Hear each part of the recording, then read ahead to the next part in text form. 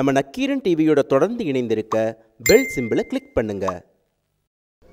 எனது உயிரினும் மேலான என் தாய் திருநாட்டின் தமிழ் பெருங்குடி மக்களே,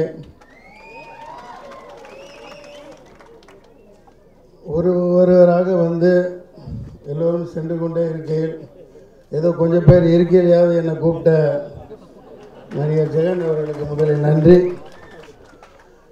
திரையுலக பெருந்தகைகளே, தாளிகையாளர்களே, அப்பா ஜி.கே. ரெட்டி அவர்களே, இப்போ திமுக ஜெயிச்சு அதிமுக ஜெயிக்கும், ஆனால் அதிமுக அமைச்சரவை அமைக்கும், திமுகலேருந்து யாரும் அதில் பங்கு வர முடியாது.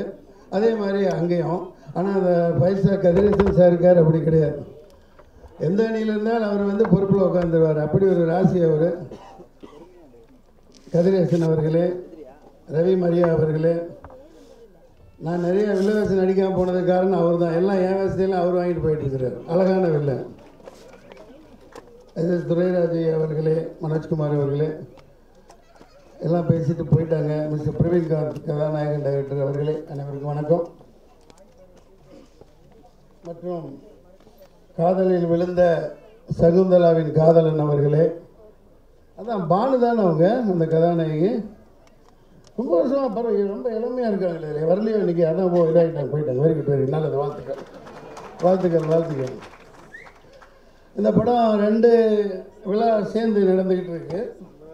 அதாவது விவசாயி, வேலையில்லா விவசாயி இல்லையா, வேலையில்லா விவசாயி மற்றும் சகுந்தலாவின் காதலன். ரொம்ப செலவழித்து நான் நினைக்கிறேன் எக்கச்சக்கமாக செலவழிச்சிருக்காரு. இன்விடேஷன் யாரும் எத்தனை பேர் பார்த்துருக்கீங்க? அதுவே 1000-2000 ரூபாய்க்கு மேலே இருக்கும் ஒவ்வொரு இன்விடேஷனும். இங்கே உள்ள வரையில் ரொம்ப சந்தோஷமாக தான் இருக்குது. இங்கே இருந்து அங்கே வரைக்கும் பூக்கள், வெளியில் பூக்கள், உள்ள ஏசி ஹால். ஆனால் மனசெல்லாம் புழுங்கிக்கிட்டு இருக்கு. ஒட்டுமொத்த தமிழ்நாடு புழுங்கிக்கிட்டு இருக்கு. எல்லா துறையும் வெந்து ரொம்ப நொந்து போய் இருக்கிறாங்க. எல்லாருக்கும் தெரியும். அது உங்கள் முகங்களையும் பிரதிபலிக்குது. அதிகமாக இங்கே வந்திருக்கிறவங்க அவருக்கு பணம் கொடுத்த ஃபைனான்சியலாக இருக்குன்னு நினைக்கிறேன். பெரிய தில்லு வேணும் அவருக்கு. இந்த சகுந்தலாவின் காதலன், நீ நல்லா சகுந்தலாவை காதலிச்சுட்டே இருப்பா, எப்படியோ இந்த படம் நல்லா ஓடும், கவலைப்படாதீங்க. செல்லமணி சார் சொல்லிட்டு போன மாதிரி என்ன அதை பேச வேண்டி இருக்குன்னா எவ்வளோ பெரிய கொடுமை இது. முதல் எங்கே சீனிவாசன் சார் போயிட்டாங்களா? சிவஸ்ரீ சீனிவாசன் எல்லாத்தையும் என்ன அம்போன்னு விட்டு போட்டு போயிட்டாங்கப்பா. இவன் பேச போகிறதுக்கு நாங்கள்லாம் பொறுப்பு இல்லைன்னு பயந்துட்டு போயிட்டாங்கன்னு நினைக்கிறேன். எனிவே, நான் உண்மையைத்தான் பேசுவேன், தேவையைத்தான் பேசுவேன், அத்தியாவசியத்தை தான் பேசுவேன், சத்தியத்தை தான் பேசுவேன்.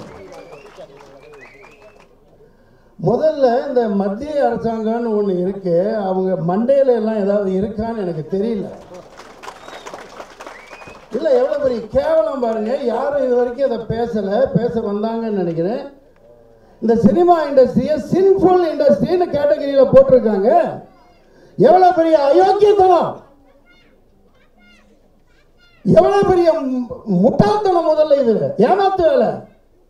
சின்ஃபுல் இண்டஸ்ட்ரின்னு கேட்டகரியில் இது வருதுன்னா இயல், இசை, நாடகம் எப்படி அந்த காலத்தில் இருந்து ஆயிரக்கணக்கான வருஷங்களா மக்களை மகிழ்ச்சிக்கிட்டு இருக்கிற நாடகம் எதுல இருந்து வந்தது? அப்புறம் எதுக்கு அமிதாப் பச்சனை போய் நீ கக்கூஸ் விளம்பரத்துக்கு பயன்படுத்திட்டு இருக்க? யாரையாவது போட. ஏன் எம்பி எம்எல்ஏ எத்தனையோ பேர் போய் அங்க உட்கார்ந்து இருக்காங்களே, ஏன் அவங்களை அப்படி செய்யற?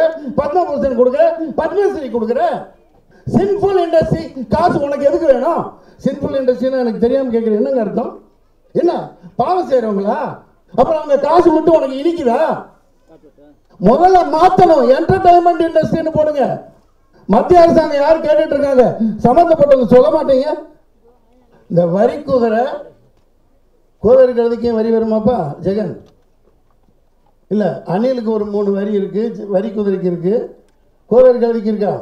அதை தவிர எல்லாத்திலையும் வரி போடுறாங்க. இல்லை, நிறைய விஷயங்கள் சாட வேண்டி இருக்குது. அது எப்படிங்க ரத்தம் கொதிக்கலைங்க? சினிமா இல்லாமல் இந்த இண்டஸ்ட்ரி வாழ முடியுமா? உலகம் வாழ முடியுமா? எவ்வளோ பெரிய ரிலாக்ஸேஷனுக்காக இவ்வளோ பெரிய திரையரங்கம், மேட்னி ஐடியல், எத்தனை சிஎம், எத்தனை பிஎம், எத்தனை பிரசிடென்ட் உலகம் முழுக்க ஆயிருக்காங்க. அதை சின்ஃபுல் இண்டஸ்ட்ரின்னு கேட்டகரியில் போட்டு 28% தமிழ்நாடும் மத்திய அரசாங்கமும் சேர்ந்து 18 மீட்டிங் போட்டு உட்காந்து பிரதமர் அப்படி தான் சொன்னார். இதில் பேசி ஒரே வரி ஒன் நேஷன், ஒரே வரி one nation one tax. Okay, one nation one tax.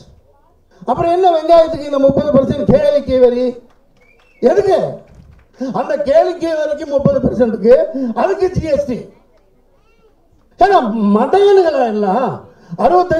இன்னொன்று மக்கள் எல்லாமே திசை வைப்பிட்டாங்க. சில பேர் என்ன சொன்னாங்கன்னா, இவங்க திரையரங்கு இவங்கெல்லாம் போராடுறாங்க, அவங்களுக்கு யாரும் தியேட்டர் ஓனர் இப்போ 4 நாள் மூடினாங்கன்னா உங்களுக்காக மக்களுக்காக தான் மூடணும். இவ்வளவு ஏன்னா கட்ட போறது நீங்க ஆடியன்ஸ், படம் பார்க்க வர்றவங்க அதை மேலே கட்டிட்டு உள்ள வர்றாங்க. என்னங்க இது ஒன் நேஷன் ஒன் டேக்ஸ் அப்படின்னா? அந்த வாழைப்பழ காமெடி அவர் சொன்னார்ல, அந்த இது மாதிரி ஜிஎஸ்டி இந்த இருக்கு. இது என்ன? அதாங்க இது அந்த கேள்விக்கு போகிற போக்க பார்த்தா அது நிறைய பேசலாம், பேசிட்டு இருக்கு, அது வேற விஷயம். 2 பாயிண்ட் சொல்ல வரேன். முதல் இந்த டிவியில் பார்த்தோன்னே துண்டு சீட்டில் எழுதுவது முதல் நாள் நான் டிவியில் பார்த்து எல்லாரும் பார்த்துருப்பீங்க. ஜிஎஸ்டி பற்றி சார்பாக பேசுகிறேன், ரொம்ப தேவையான விஷயம். துண்டு சீட்டில் எழுதுவது ஒழிக்கப்படும். என்ன அது துண்டு சீட்டில் எழுதுவதா? சின்ன வியாபாரிகள்லாம் பண்ணுறாங்கல்ல பல இது, அதை சொல்கிறாங்க போல். துண்டு சீட்டில் தான் ராமாயண மகாபாரத்தை எழுதிக்கிட்டு பிரசங்கம் பண்ணுறாங்க பீடி சுற்றுறவங்கெல்லாம் ஆந்திராவில். துண்டு சீட்டை எழுதிக்கிட்டு தான் பல பேர். இவ்வளோ ஏன் கேரளாவில் போய் பார்த்தீங்கன்னா அந்த காலத்துலேருந்து அந்த ஒரு சிகரெட் அட்டை உள்ளே இருக்கு பாருங்க, அதில் ஸ்க்ரீன் பிளே எழுதிடுவாங்க. அந்த வெளியில் இருக்கிறத பிரித்து விட்டு அதில் கதை வசனை ஒட்டுமொத்தமாக எழுதியிருக்காங்க. எத்தனையோ அவார்டு வாங்கியிருக்கு, எத்தனையோ வாங்கியிருக்கு. துண்டு சீட்டில் எழுதுன்னு அவ்வளோ கேவலமா? நம்ம சிஎம் ஐயா கூட எடப்பாடி பழனிசாமி அவர்கள் முத போய் இந்த வெள்ளம்லாம் வந்த உடனே போய் பார்த்தார். டிவியில் காமிச்சாங்க, நானும் பார்த்தேன். அது நஷ்டஈடு கேட்டு, வெள்ளத்துக்கு டேமேஜஸ் ஏதோ கேட்டு அப்படி மோதி அப்படி உட்காந்துருந்தார். அவர் அழகாக அந்த துண்டு சீட்டு தான் எடுத்து ஒன்று ஒன்றா படித்தார். அவர் பார்த்துக்கிட்டே இருந்தார். அது ஒரு முட்டாள்தனமாக இருக்குது. யார் எப்படி பழக்க வழக்கமோ என்ன வியாபாரமோ அதெல்லாம் எழுதி வைப்போங்க. 2வது அதில் வந்தது நேரடி அந்நிய முதலீடு பெருகும் ஜிஎஸ்டினால. அதை பற்றி இப்போ விழாவாரியாக வரேன். நேரடி அந்நிய முதலீடு பெருகும் அப்படின்னு அதில் வந்திருக்கு. சரி, அது என்ன நேரடி அந்நிய முதலீடு? யாராவது கொஞ்சம் புரிய வைங்களேன் சத்தமாக. வெளிநாட்டு இன்வெஸ்ட்மெண்ட் வந்து நிறைய இங்கே வரும் இல்லையா? அதுக்கு தான் ஒவ்வொரு நாடாக போகிறாரு மோடி அவர்கள், அதான் செய்கிறாங்க இல்லையா? நேரடி அந்நிய முதலீடு பெருகும்னா என்னங்க? எனக்கு ஒன்றும் புரியலைங்க. ஜிஎஸ்டினால வெளிநாடு ஒவ்வொரு நாடு இப்போ ஐயா போகிறார் பிரதமர், நமக்கு என்ன எல்லாம் நல்லா இருக்கணும், நம்ம உரிமைகள் பாதுகாக்கப்படணும். இதுதான். அதாவது நான் ஒன்று கேட்குறேன், இது சபையில் ஒரு உதாரணத்துக்கு சொல்லலாம், தப்பு இல்லை. ஒரு அழகான பெண், அற்புதமான பெண், நல்ல ஆண்பகர், கல்யாணம் பண்ணி கொடுக்குறாங்க. அவன் வந்து ஒரு அழகான பையன், அவன் தன்னை மாதிரி ஒரு மகன் வேணும், என்ன மாதிரி ஒரு மகனை பெற்றுக் கொடுக்கணும் தான் நம்ம ஆசைப்படணும். அதான் முறை. அவன் எனக்கு ஃபாரினில் போய் வெளியே ஊதா கண்ணா நல்லா அழகா தங்க கோல்டோட முடியோட இருக்கான் அப்படின்னு அவனை கொண்டாந்து விட்டு குழந்தை வைக்க வைப்பானா? What nonsense! இதை போன்றதான் அயோக்கியத்தனமா இருக்கு, முட்டாள்தனமா இருக்கு. காந்திஜி சொன்னதுக்கு எதிரா, காமராஜர் சொன்னதுக்கு எதிரா, நம்ம இந்திய பொருளாதார இதுக்கே எதிரா அந்நிய முதலீடு எதுக்குங்கிற? அந்நிய முதலீடு எதுக்கு நமக்கு? யார் கேட்டா? இங்க என்னென்ன இருக்கு, எவ்வளவு இருக்கு, யாருக்கு வேணும் அந்நிய முதலீடு? இவங்க கார்பரேட் கம்பெனி வளர்க்கறதுக்கு, வளர்த்து வர்றதுக்கு, அதுல புரோக்கரைஸ் பண்றதுக்கு, இது எல்லா மக்களுக்கும் புரியுதா இல்லையா? எவ்வளவு பெரிய அசிங்கம் அவங்க பண்றது. Not tolerable. ஒரு இந்த சத்தியமாக நான் வேலை இல்லாத விவசாயி கதை தான் சொல்லிட்டு இருக்கேன், நீங்க நம்பணும். என்ன கதாநாயகி நீங்கப்பா, அவர் காட்டுங்கப்பா கொஞ்சம். அவர் இன்னும் எத்தனை வருஷத்துக்கு காதலிச்சுக்கிட்டே இருப்பார் இந்த சகுந்தலாவை? எங்கே இருக்கார் கதாநாயகன்? இல்லை கதாநாயகனை கேட்டேன்ப்பா, கதாநாயகியை கேட்கல. நீ ஆகுன்னா செகண்ட் இப்படி தூரி ஆட்ட ஆரம்பிச்சிடுற.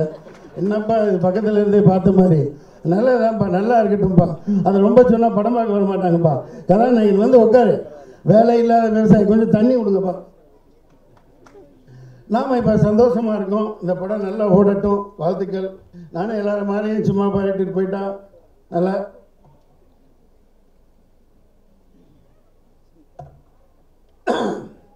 எவ்வளோ செலவு படைங்கப்பா.